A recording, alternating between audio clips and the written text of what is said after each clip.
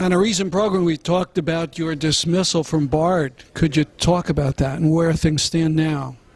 Well, in February, I received a letter, February 7th, saying that my contract would not be renewed. That's also by way of saying that I don't have tenure there. I've been a contractual employee because I came over from a career in medicine, and I was appointed to an endowed chair back in 1988.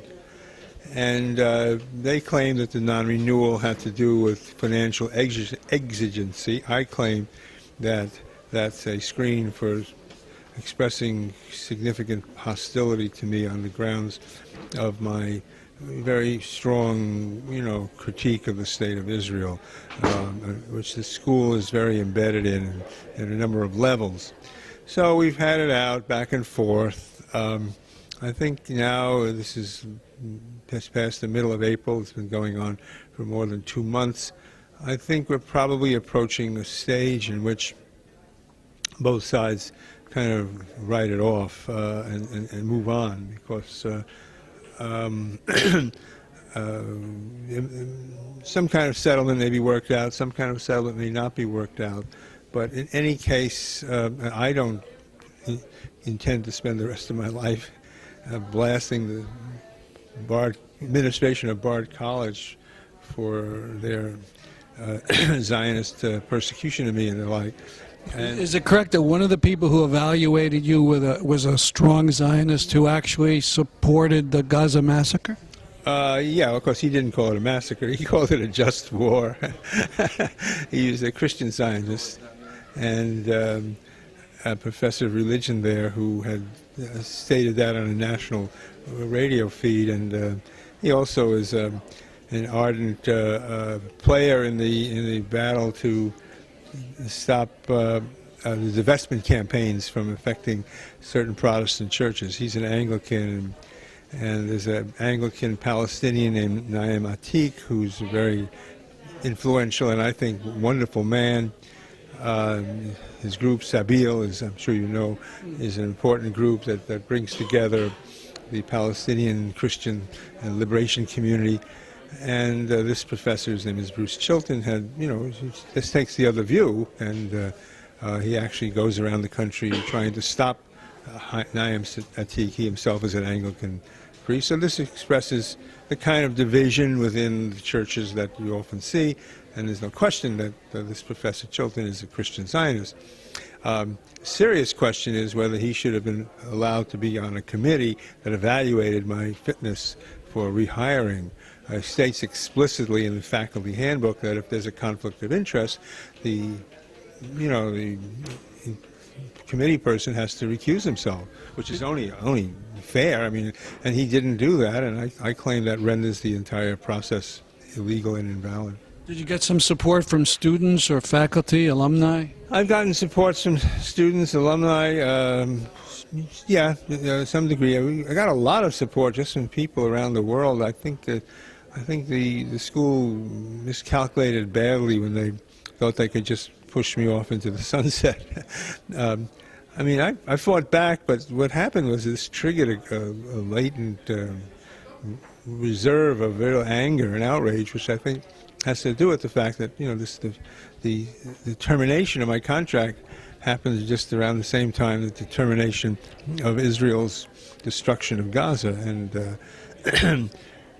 these people at the administration sort of thought everything was okay, but it's anything but okay. I mean, they have created a school in Bard College where there was just about no protest at all. I mean, I was protesting, and I've been away a lot.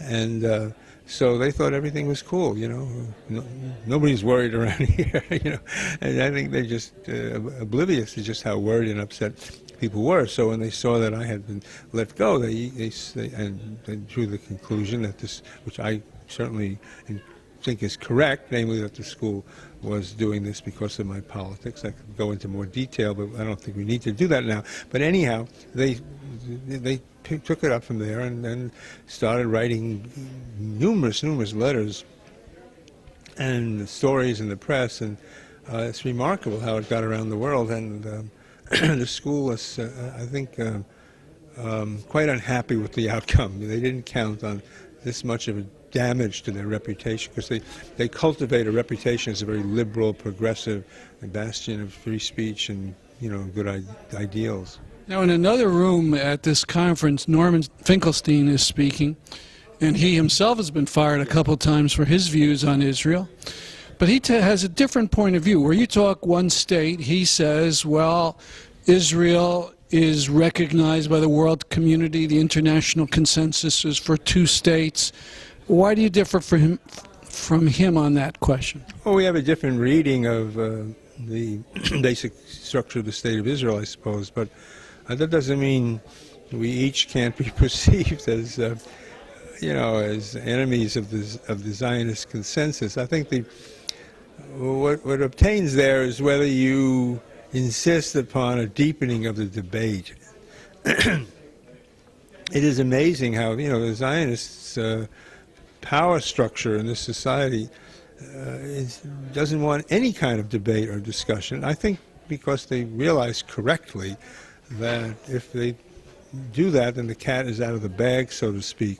And once the debate starts, the debate will run against them, because I think they know full well, perhaps not fully consciously, that Israel is a state that commits massive human rights abuses. Norman and I have somewhat different interpretations of that, but we both agree that there should be the right to speak out in a serious critique of the state of Israel.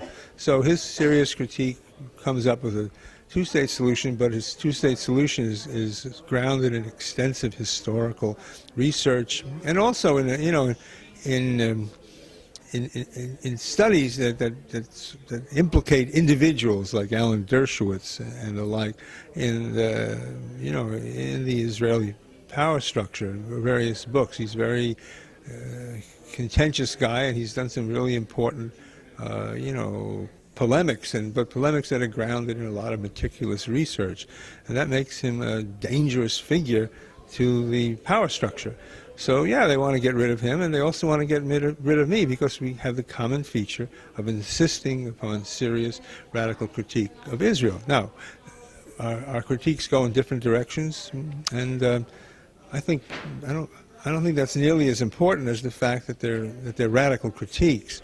And I believe that a one-state solution is a strategic goal. I'm not saying it's the only one I would accept. I would accept a good two-state solution. Good two-state solution means, however, sovereignty for the Palestinian state. It means equality amongst the community of nations with the state of Israel.